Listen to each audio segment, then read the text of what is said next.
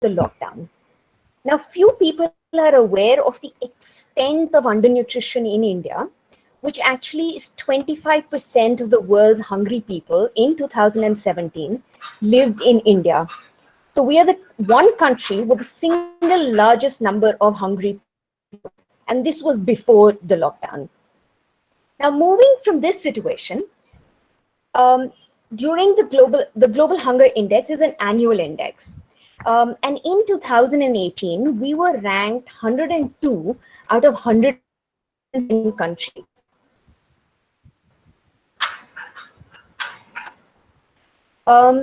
So out of these 117 countries, who are the countries that we keep company? Largely those in sub-Saharan Africa.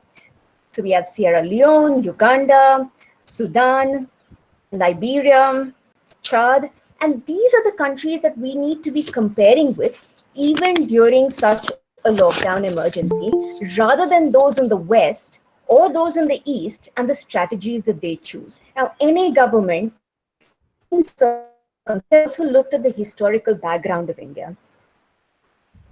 But it's also really important, particularly because we are in a tribal festival, to understand that hunger is not uniformly distributed in a population.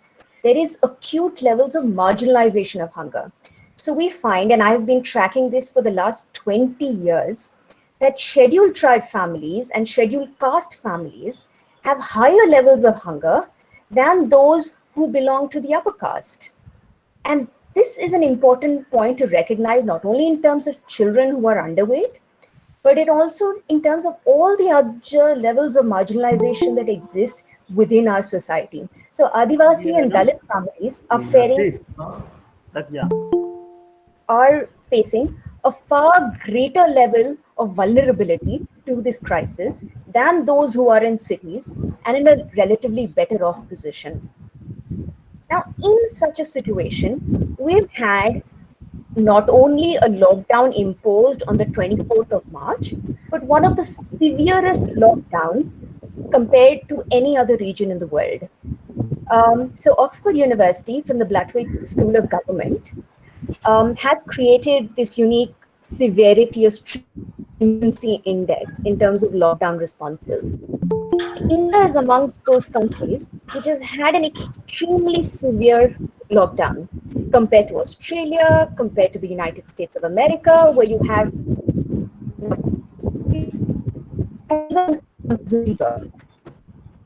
we cannot go out for walk, and the police brutality for the migrants has been really, really unfortunate in some circumstances. Also about the timing of the lockdown. Most countries have done a lockdown.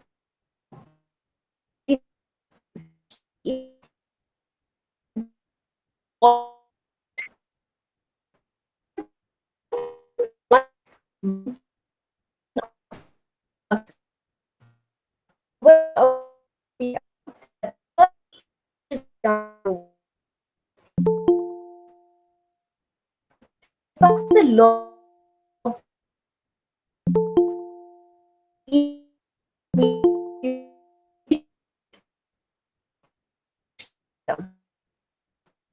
is about a lockdown. Lockdown is an unprecedented thing. You're curtailing civility in terms of their right to movement.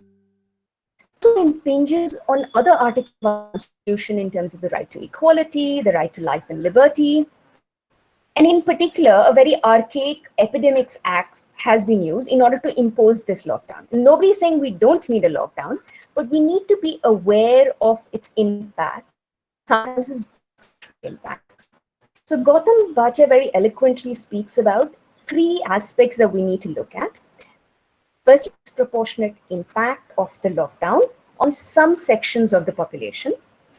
The fact that under Article 21, the right to life is not limited only to a bare animal existence, but also includes the right to food, the right to livelihoods. And when you impinge on the right to livelihoods, now 70% of our population or 80% works in the informal sector. When you tell this population who works hand to mouth largely with no savings that they cannot go tomorrow to work, it is important that life and liberty are protected in you would not fall into a bare criminal existence. And therefore, it is particularly important to look at the proportionate compensation in order to mitigate the impacts of the lockdown on those who have to suffer due to it the most. And I think the concept of intersectional vulnerabilities is particularly important in this case. Now, this is something which draws from intersectional feminism and the insight behind that, which is that the interaction between gender, race, and other categories of social differences in individual lives, social practices and institutional arrangements and cultural ideologies, and the outcome of these interactions in terms of power. Now, this is a definition of intersectional vulnerabilities, which is particularly important in a pandemic. So the vulnerabilities are not only in terms of vertical inequalities and horizontal inequalities, but the interplay between these. So vertical inequalities in terms of wealth or the class differences that we have in our society, interplay with the caste differences, the gender differences, the religious differences. And we are in a situation where the most vulnerable are those who face the overlapping burden of these intersectional vulnerabilities. And they are the most liable to hunger and need to be protected the most. So we look at whether they're being protected and how vulnerable they are. And I've chalked out 5 categories of people who I believe are the most vulnerable in our society to hunger and all of the other social problems related to it. So first and foremost, something that we have seen playing out on the screen has been migrants.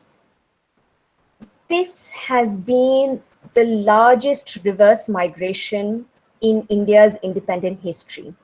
In terms of the number of migrants, of course, it's all a rough estimate, but it's almost twice the number of people during partition. So in the last 70 years, we have not seen anything like this, and certainly not reverse migration from industrial cities back to rural villages. And this has sparked riots, resistance, things that we have seen on social media, we've seen on television screens, desperate situation of migrants resulting in migrant resistances, which we have seen largely, actually all over the country, but in the industrial cities which exist in the south and western parts of the countries, and during their return journey towards largely the eastern parts of the countries and the northern parts of the countries. And many of these resistances, riots, have been sparked simply because of hunger, and also the fact that they have no transportation, no means of employment, and no means to return. The second vulnerable, so this has been easy for us to see on a television screen, despite the fact that there have been physical difficulties for the media to report from the ground. But those which we don't see on our television screen, such as women. Now, survey after survey is telling us, Yuva, a group in Maharashtra, did a survey before the lockdown, and they found that sex workers or transgenders who depend on begging, their vulnerability had increased, reducing the number of meals they were having and the amount of food they were having in every meal. Prayas did a survey much more recently across 12 states that 50% of people in rural India are eating less.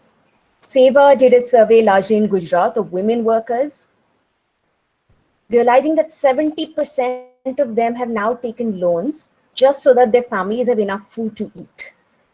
And I think what is really important, and this is a graph that I display, is my always go-to graph of realizing the vulnerabilities during droughts. So this was done during the Maha Akal in Rajasthan in 2004. And we see that in terms of reduction of food intake, anyway, we know that in Indian households, women usually, even though they prepare the meals, they eat last. And there is a tendency to ensure that children eat, men eat, and then women eat. And they just looked at, during the drought, who has the largest drop in fall of consumption. Who don't have social status in our patriarchal society are the ones who've had a 60% reduction in 2004 in terms of their meals. Then elderly men, women of working age, then young men, and then the children have the least impact. But everybody has been vulnerable in this situation, and we haven't been in such a situation throughout the history of independent India, as we have been in the last 3 weeks. The other group, children, even though they get food because of their loving parents in a home, are nevertheless vulnerable because of their physical bodies, which need greater nourishment. Now, during this time, in this unprecedented calamity, schools are shut, Anganwadi centers are shut. And in Jharkhand, we had this case of a 5-year-old Dalit girl, Nemavati, who starved to death. Now, the government says this is perhaps fake news.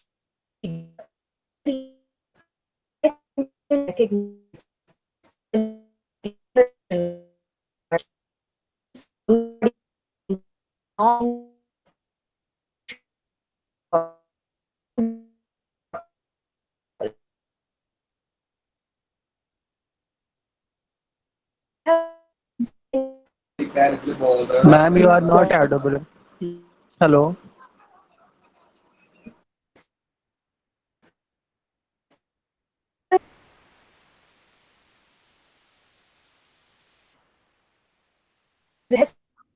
Ma'am, sorry to interrupt you, but your voice is often breaking.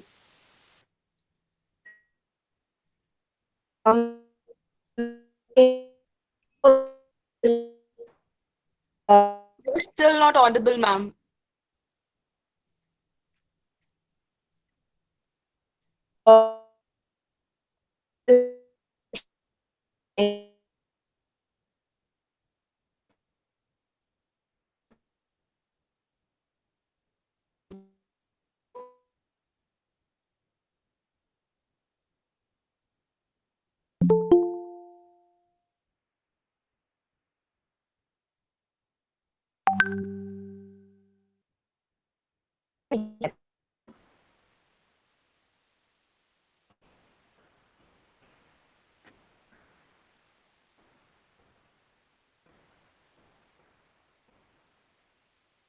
Hello, can you hear me now? Is it any better?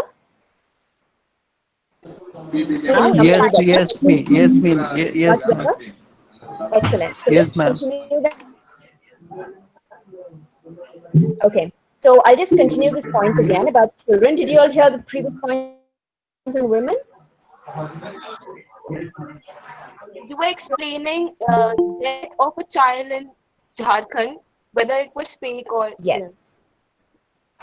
Okay, I will continue with that. Thanks. So it could be, what we need to recognize is that all ICDS Anganwadi centers, which affects 50 million children, are shut at this point in time. Also, the government in Bihar said this is fake news, but I do want you all to hear the voice of this child, where he is also basically talking about the same thing, that his school is shut.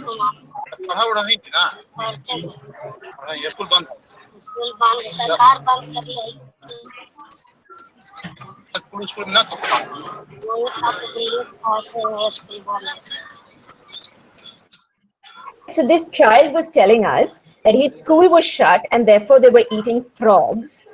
And this was in Bihar. Now, the government of Bihar said that this is fake news.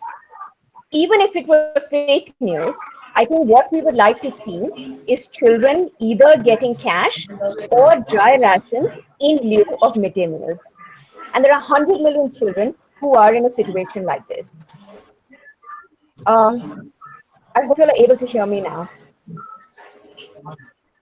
yes. Okay. So this is the greater vulnerability of children is not only because the public distribution system rations, but also because schools and Anganwadis, where they used to get their one meal in a day, are shut. And that cannot be fake news because we know that all schools are shut, at least till the end of the lockdown. The next is homeless people who don't have a house to quarantine in. And this is something that a friend of mine sent me from Delhi, where he was trying to call the helpline center to say that he found this homeless man. And the situations of distress that we have seen across the country have been unbelievable. I don't need to show you these photographs and images that you'll are seeing anyway on social media, on the television screens, and in the print media. But one area that's not recognized is that the elderly are the most vulnerable to corona, not only in terms of the virus, but also that amongst the elderly, it is actually women who have a higher survival rate and are more likely to be single women than elderly men, largely widowed. And their wherewithal in such a circumstance without pensions is extremely vulnerable, also in terms of the intra-household distribution of food, as I spoke about earlier. So to move on, what has been the policies that the government has put in place and existed even before the pandemic to the now new slogan of Atmanirbhar?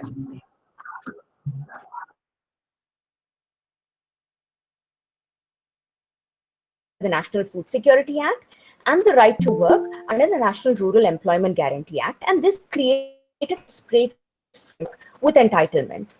But now we moved to a situation where we have a PM Garib Kalyan Yojana, which was announced, but does not get money from PM CARES. And we are in a situation of Atmanirbhar Bharat, which was announced nearly 50 to 60 days after the lockdown, which is moving in the direction of self-reliance rather than the state fulfilling its obligation in terms of rights and its duties towards its citizens. So the state, when it should expand, has actually contracted and has not really taken on its responsibility to fulfill its rights, which are enshrined in the laws of our social security network. So let's quickly move towards what the first two, which are basically what India is relying on now. The National Rural Employment Guarantee Act has a long history. Please do go and see the Rozgar Adhikar Yatra video to understand that this has been a people's campaign, a people's movement, which finally, after decades, got 100 days work on demand for any rural family at a specified wage rate, which unfortunately in some states is even less than the minimum wage. Now we find that under NREGM, despite there being no targeting, 40% of households who participate are either scheduled caste or scheduled tribe. So this has been always a very pro-poor act which was implemented. And women, because for the first time they get the same wages as men, are 50% of the workers in NREGM. Now, before the pandemic, this is how it was during the NDA, the UPA regime, and then the NDA regime. So there's not been much increase in terms of the percentage of employment, which has sort of stagnated over the last 10 years. But this has really been the employer of last resort available in rural areas. And now there's been a slight increase in the budget. The other safety net really was the National Food Security Act. This also has a very, very long history of a people's movement, which fought for 15 years as being one of the longest running cases in the Supreme Court, or the PUCL versus the Union of India. You can go and see the history of this on the Right to Food campaign website. And finally, the various interim orders which were got over those 15 years were expanded. And one major component of the NFSA Act was the public distribution system, which covered 75% in rural areas and 50% of the population in urban areas who were supposed to get these ration cards. However, right now, the situation we find ourselves in, this act was passed in 2013. But in 2020, I've done an estimation that nearly 44% of India's population does not have ration cards. And one of the big reasons for this is that they do not have NFSA ration cards, though they may have ration cards of various state governments. And one of the reasons for this is that the census population numbers, which was from the 2011 census, increased in the last 10 years, but the ration card number has not increased. And there was also linkage with Aadhaar, the removal of ghosts, and for a variety of reasons, the NFSA cards are not there with 44% of India's population. Now, in terms of the lockdown, what the government did is the first package of PM Garib Kalyan on 26th March, it provided 800 million Indians who already had ration cards with 5 kilos of extra ration for 3 months. Now, this was a good initiative. But what it did is it left out all those other 44% who did not have ration cards or had state ration cards. Now, the Atmanirbhar Bharat, and which is why the migrants started walking, because they didn't have ration cards, they had no means of getting food except in their home locations. And then you had the Atmanirbhar Bharat announced 50 days later, only for 80 million migrants or people without ration cards, who will only now get 10 kilos of rations spread across 2 months. So this has been too little, too late, and will not cover the large masses of people who still are vulnerable to hunger. And which is why I was hoping that the presentation would be called Food Mountains and Lockdown Hunger, because right now the Food Corporation of India, which takes food grains from our farmers, has unprecedented level of stock. 741 million metric tons of food grains was before the Rabi harvest. So this is as of January. This is after the Rabi harvest, another 30 crore tons of food grains has been added to these granaries. Now we are going to enter the rainy season, where a lot of grains which have been exposed in the open will rot. And so this is an ideal opportunity actually to provide food grains to everybody, whether they have a ration card, whether they don't have a ration card, provide rations to everybody, because people can't work, how will they survive? But this has not happened in terms of the policy response of the government, and that's why we are in an emergency. Now, this is something that Jean Drèze and Amartya Sen, as development economists, even in 1996 had written about. Of particular concern is the scandalous phenomena of mountains of food stocks against a background of widespread hunger. And we are having again the same situation of hunger amidst plenty. A journalist has recently tweeted about this particular go down in Punjab, where food grains have started to rot. Many more will rot during the rainy season. This is an ideal opportunity to give food grains to everybody, and that has not happened in terms of a policy response. So Jean Drèze has also spoken about this in terms of how would you feel if a family were to let its weakest member starve, even as the house's granary is full to the brim. And that exactly is what is happening in India today. We have go-downs where our farmers have produced record stocks, our go-downs are overflowing, but we are not giving it to our 5 categories or many categories of extremely vulnerable persons. I hope you're able to hear me. The other aspect of the National Food Security Act are the midday meals and the ICDS, which again, as I said, are closed at this point in time. For ICDS, they have said that children should be given, there has been an order that was passed that as per the Act, children should be given compensatory food security allowance, or the Anganwadi workers should go door to door and give food items, dry rations, in lieu of cooked food. This was passed on paper.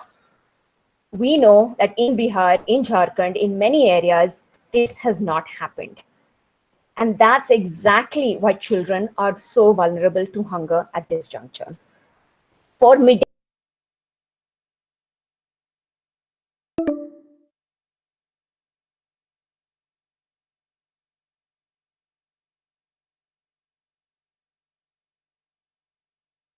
government has spoken about Garib Kalyan, has spoken about Atmanirbhar Bharat, but the policy response has been really weak. In Jan Dhan accounts, only 500 rupees has been given. Pensioners have been given only 500 rupees to somehow survive month after month. Whereas the demands really should be that everyone with or without ration cards be given food. Even if NREJ work sites are closed, people should be given full wages in lieu of work or unemployment allowance, compensatory food security allowance to all children or dry rations, and community kitchens, which have worked well in some states, should not be open only in every panchayat, but in every single school. And to continue this even after the lockdown, because we are in the worst economic risk that we have seen since the Great Depression. Also, India's policy response has been extremely small, only 3.8% of GDP compared to several other countries. And because of this, we have had so many deaths during the lockdown. And I think this is an absolute underestimate, but we see almost 25%, 132 deaths due to starvation or financial distress, 46 due to exhaustion, and several other related reasons, including death in Shramik trains, where we have spoken to so many migrants who were not given food.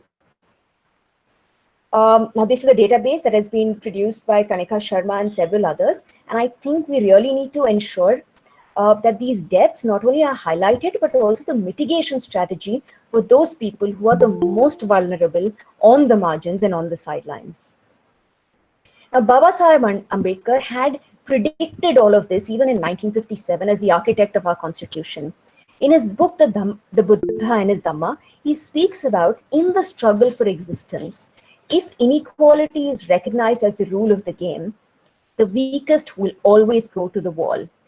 And I think what's wonderful about Baba Saheb Ambedkar is that he considered equality to be, and I'm quoting here Valerie Rodriguez, not merely a judicial notion as equality before the law or a political notion of equality of treatment. For Baba Saheb, equality was a value that denotes what kind of a consideration we need to expand to others and to demand for ourselves. And because of that, it sets standards and sustains a regime of rights. Democracy can become a way of life only by extending equality to all others under consideration, as to ourselves. And I think this has been the biggest fissure, this has been the biggest weakness that has been exposed in our society during this pandemic. Inequality before the lockdown itself in India, according to Thomas Piketty and others, the top income share of the top 1% has been highest since the days of British Raj.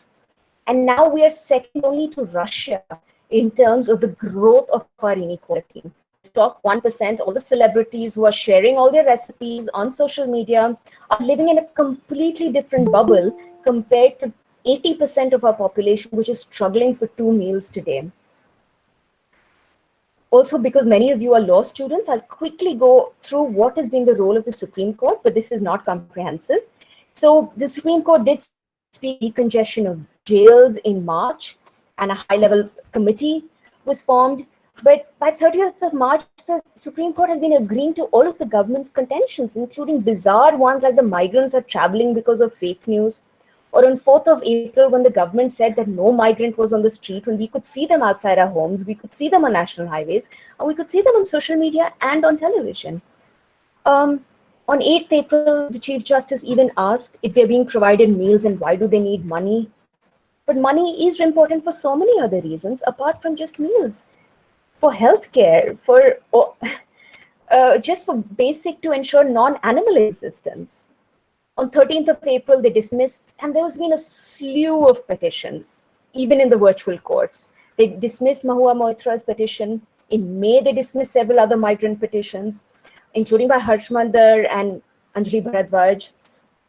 But I think there was a sort of turning point in May when the letter by senior lawyers seemed to have made a difference.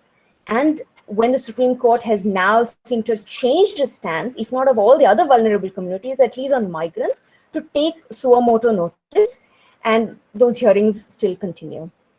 But I think the expectation from the Supreme Court from all of us was much larger. And I think Mihir Desai has written about it very well when he says, while it is true that during such states of exception, many civil liberties are curtailed because of lockdown, obviously, it is jurisprudentially required that during such times, those human rights such as the right to food, the right to water, etc., which are directly impacted by the curtailment of civil liberties, transform into fundamental rights. And not just as negative rights, but positive rights, casting an obligation on the state to meet them.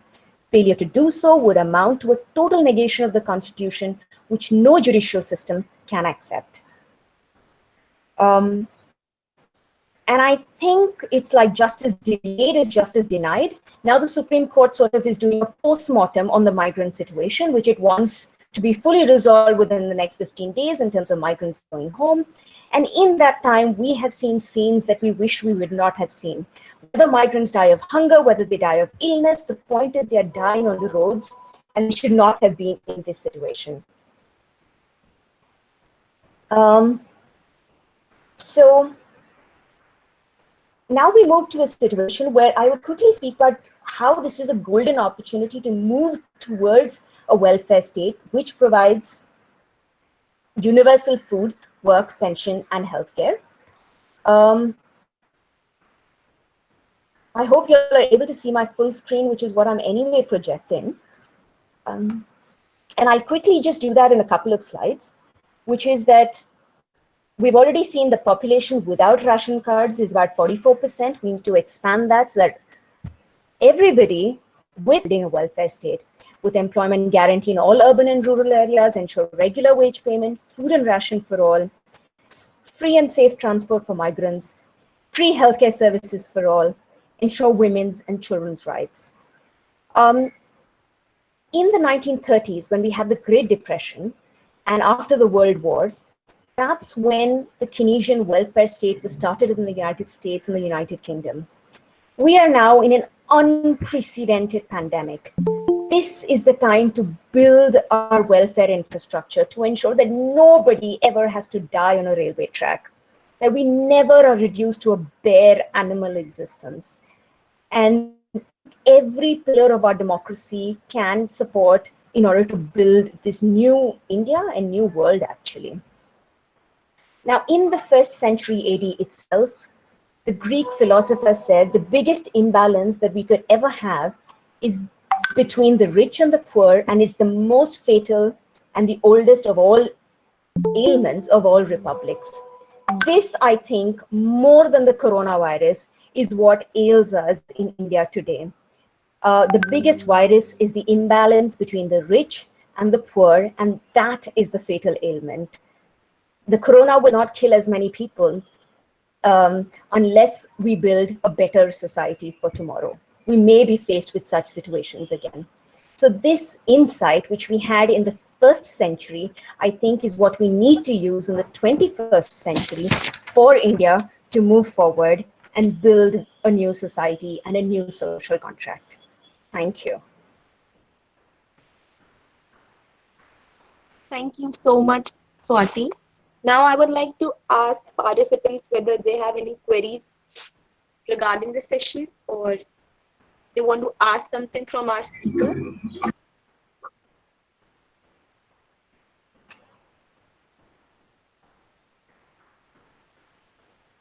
If you have any queries in your mind, you can ask them by writing in chat section, or you can ask them by unmuting yourself.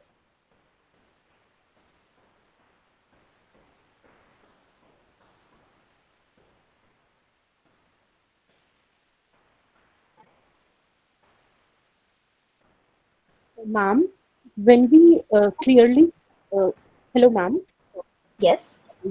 My question is that when we clearly see that a state is somewhere failing its citizens and is unable to provide the rights for all as social workers or as activists, how can we advocate for the same? Like, what should be our role in this whole situation? I think that's a very good question, because I think there has been an awakening in all of us as civil society, as citizens. And I think what we need to do is knock on every pillar of democracy that we have. I will give you an example. When the migrant situation was going out of control, several activists got together and called all of our members of parliament. Even though they were at home, we did a campaign, we called their phone numbers across party lines, and soon the Shramik trains started and they were doubled. So I think we should use everything that we can do as citizens, think creatively, think out of the box, hold governments to responsible, knock on the doors of the Supreme Court and the high courts, use the media, use social media, and amplify the voice of the most marginalized, because I think this is a time we need to bridge our class barriers, our caste barriers, our gender barriers, and our religious barriers. That is the real virus. Also, you can volunteer with these campaigns. Please feel free to write to all of them. We do strategic interventions, either in all pillars of democracy, but I'll also encourage each of you to do it on your own. And any assistance that you need, please feel free to reach out to us on Twitter or on any other medium online. Thanks a lot, ma'am. Thank you. Okay, so next question is by Neha Mishra. She's asking, laborers who are coming back to their own place, they won't be willing to go back soon. They don't have work nor food. It will surely increase crimes. Ma'am, what steps can be taken by the home state regarding job and food? Yes, we have never been in a situation like this, and it's very insightful that it is quite likely the crime rate will increase. So I think what is absolutely incumbent on the central government and the state governments is A, ensure food at home, and more than that, also ensure employment. So we are pushing state government after state government. NREGA is one way it can be done, but it will be employment provided to one person in the household. States can think of various other creative ways in which to expand employment. Industries can be revived in the non-industrial states. In Bangladesh, for example, you have rural industries. And I think even as business people, the focus should now be to move towards semi-urban and rural areas, not only in terms of industries, but also services. Normally, every crisis also brings out an opportunity to think as creatively and imaginatively as possible. And I do believe we can build a new society and a new social contract if we put our minds to it. But you're absolutely right. Employment, especially for youth, is extremely important in home states. And we need to put pressure on state government to think innovatively of how it can be done through NREGA, which needs to be expanded from 100 days to 240 days, and work sites, a million work sites need to be opened everywhere, but also in other ways.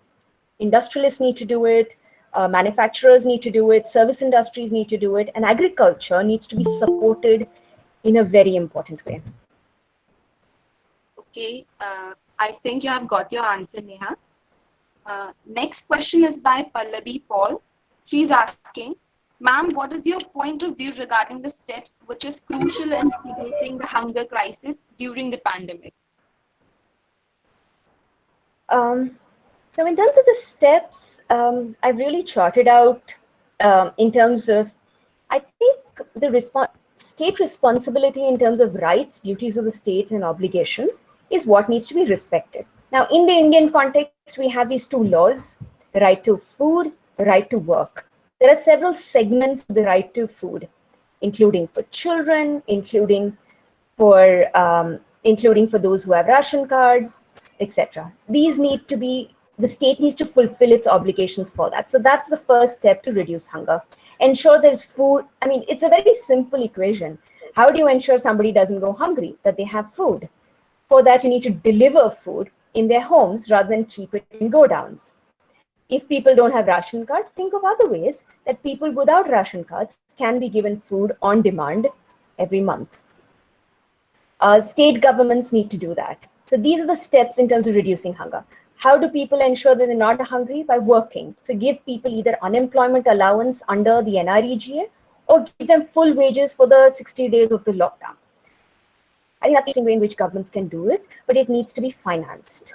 A third way of ensuring hunger is to ensure that people who have intersectional vulnerabilities, for example, particularly vulnerable tribal groups in Jharkhand, give them a pension and expand their pension amount. This will ensure that those who have overlapping vulnerabilities, their hunger is reduced. So I think these are very basic steps that can be taken by any government to ensure that people have enough food, have enough cash with them to ensure that they and their families are not reduced to bare animal existence. Hope you have got your answer, Pallavi. The next question is, I think you have answered this, but still I'm posting this. As a social worker or an activist, when we see clearly that the state is falling its citizens, how can we as activists advocate for the right of marginalized sections? I think this question has already been answered. Yes, this has been answered, I think. Right. So I'm just moving on to the next one. The next one is by Syed Arsh Jameel. He's asking, ma'am, there is an unaccountable scheme issued by the government, but the ground reality is very poor. The majority are not getting benefits from these. So what's your opinion on this regard? I think it's very true. We also need to recognize that this is an unprecedented situation for everybody, including governments. They did not anticipate this or the scale of this. So, there is a window of, a benefit of doubt needs to be given to everyone. At the same time, I think we need to hold them accountable, which will ensure that they perform. How do we hold them accountable? Use other rights. Use the Right to Information Act. Several state governments have right to public services. Use those acts. Use the media. Use every single democratic tool that is available. And I really think that if we want governments to step up and improve their performance, we need to monitor them. For example, PM CARES. We have no idea where the money is being spent. This is unaccountable. Chief Minister's relief funds. We need to know where the funds are going. Monitor all the websites. Unfortunately, everyone is online, but like NREJ website, NFAC website, for example, the government has spoken about this one nation, one ration as a solution to migrants' problem. And there's been so much media coverage about it. You go to the website and you realize only 80 ration cards in the entire country right now are digitally uploaded as having received transactions under that one nation, one ration. Monitor governments, use RTIs, use online forums, use every single opportunity available. Only then will they step up the game. And I say also put petitions in the Supreme Court or High Court. Also volunteer with organizations like the campaign. There's also COVID India. There are several lawyers collectives. Let's do everything possible. Moving on to the next one. I think this is pretty much an interesting question. It is by Rohit Kumar. He's asking, how can I create job around us for migrant workers? I think that's wonderful. And as most things, one size does not fit all. So I don't even know which state you are in or can give an idea of how that can be done. Look at local opportunities. In fact, with several NGOs, we're also doing that sort of a mapping in areas where migrants have returned and what are their traditional skills versus what is the need in markets available. Also, right now, we're in a time when the demand for luxuries and comforts will be less and the demand for basic essentials. Basic essentials revolves around food or all, let's say, businesses or non-businesses or charitable initiatives which are done on healthcare, and our basic necessities of life. If they can be employed in that, I think that would be the best way. And I also think we need to shift our focus from urban areas to rural areas, and even within urban areas from to areas of urban slums where there is greatest need to have business enterprises and even actually solidarity enterprises to ensure that people have a means of livelihood. Also, I think the biggest sector of employment and the reason migrants have gone home is actually to work in agriculture. But distribution of land is not good. So I think there is a huge opportunity in agriculture and agricultural processing. In ensuring, wastelands can be used for agriculture, the processing, cold chains, fisheries. I think we need to think creatively. I hope that you have got your answer, Rohit. There is another question by Sahil. He's asking, ma'am, what do you think about the amendment in labor laws? Is it a necessary step to ensure upliftment of the migrant worker, or it is mere falsehood? I think this was the last time that we needed a change in labor laws. It's also very interesting that prominent industrialists themselves have said that that's not the reason that industries, that's not the demand of industrialists. And also, in fact, the ruling government's own labor wings have been against this sort of amendments of the labor laws, which is why many of them have been retracted. So initially it was done, and many of them have been retracted or diluted. This is a time when we need to protect labor rights. We need to ensure that all migrant laborers are registered, their skills are registered, that they receive through construction boards and other boards unemployment allowance. We need to expand labor rights rather than contract labor rights. So I think that was completely ill-timed, ill-managed, and unnecessary.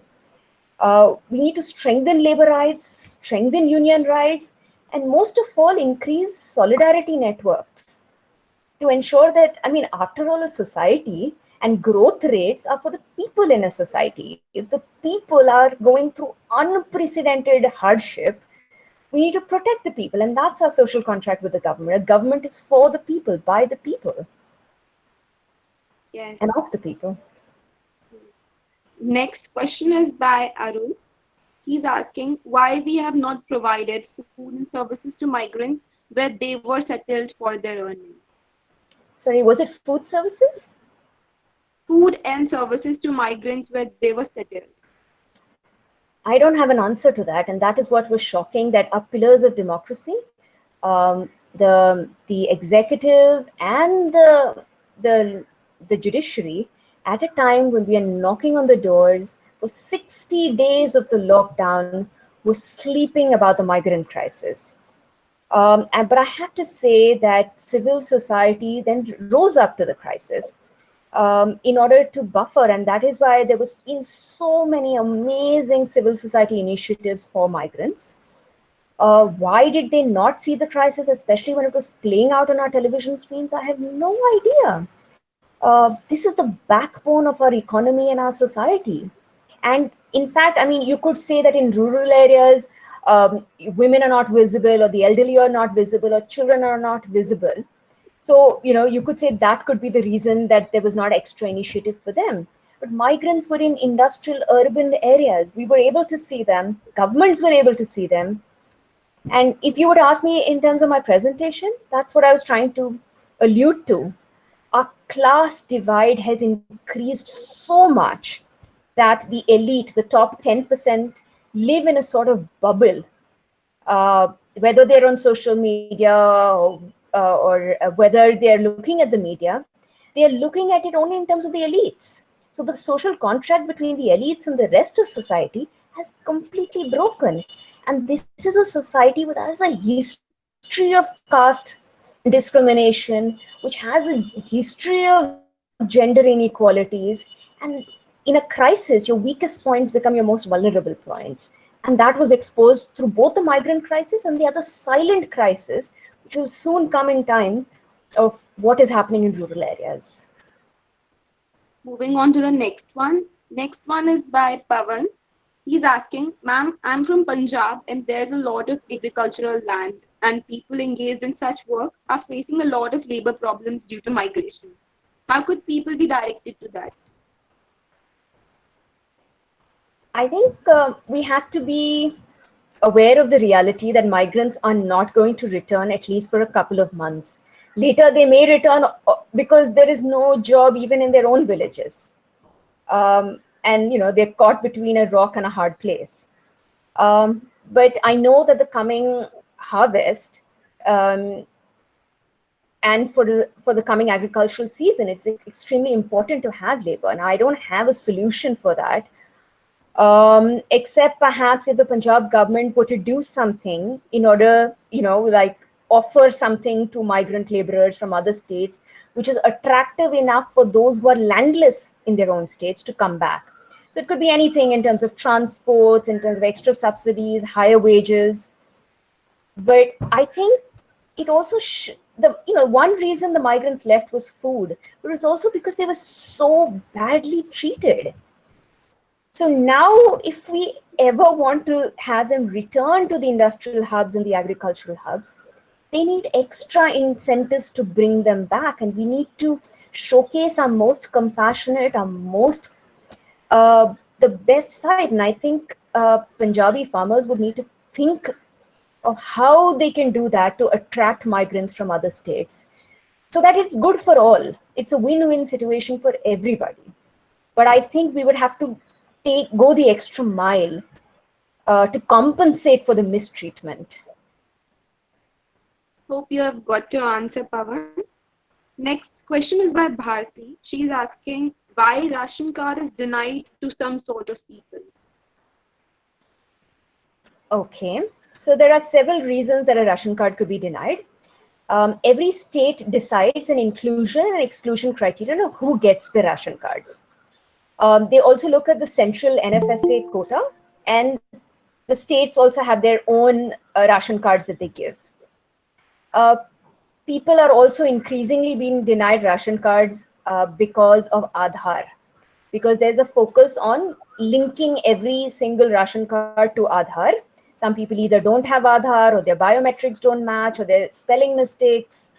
So that's another reason a lot of people are called as ghosts, but they actually exist. Some of them are genuine ghosts and duplicate cards. But because of this weeding exercise, etc., a lot of people have been denied ration cards, and some state governments don't expand beyond the central quota. The only solution to ensure that people who need it have ration cards is to ensure universal distribution of ration cards. Everybody who demands a ration card gets it. Many states have done that and done it well. Tamil Nadu is one of those states. Himachal Pradesh also has a large expansion. And it's been very interesting that several poor states like Chhattisgarh and Odisha have put their own money to do it. But these are poor states, and frankly, there has to be greater central focus in giving money, especially to poor states, to have universal public distribution systems. Okay, now we are coming at the end of the session. I would like to thank Swati for this wonderful and insightful session. I'm sure that participants have now better understanding of the issue. The session was full of diverse facts and data regarding various sections of the society. And I would also like to thank the participants for being such a patient audience and making this session interactive by asking thought-provoking questions. Thank you, Swati. Thank you.